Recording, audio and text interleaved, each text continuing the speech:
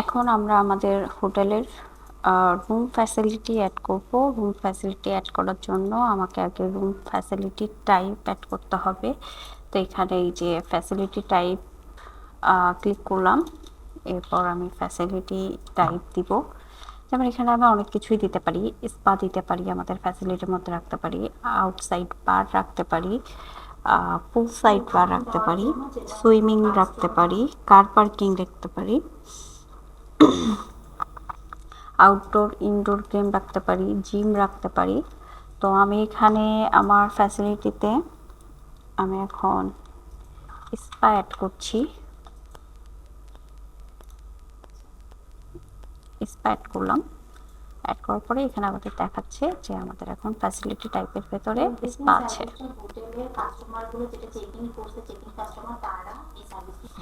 Room facility টাইপের add করার পরে আমি এখন রুম ফ্যাসিলিটি নেম অ্যাড করব।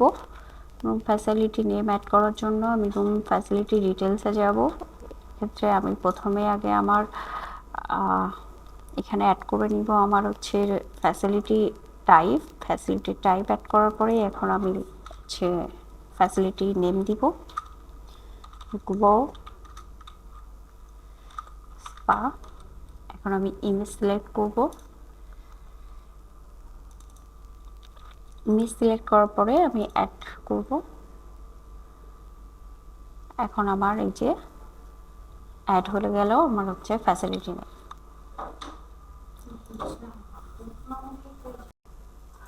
রুম ফ্যাসিলিটি ডিটেলস অ্যাড করার পরে এখন আমি রুম সাইজ অ্যাড করব। সেক্ষেত্রে আমি রুম সাইজে যে সাইজ নেম ক্লিক করব।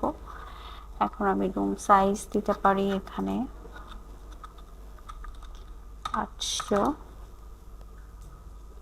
অ্যাড বাটন ক্লিক করলাম। এখন এটা হচ্ছে আমার রুম সাইজ। ছাড়া আমি যে কোনো নামও দিতে পারি। আমি এখানে আমার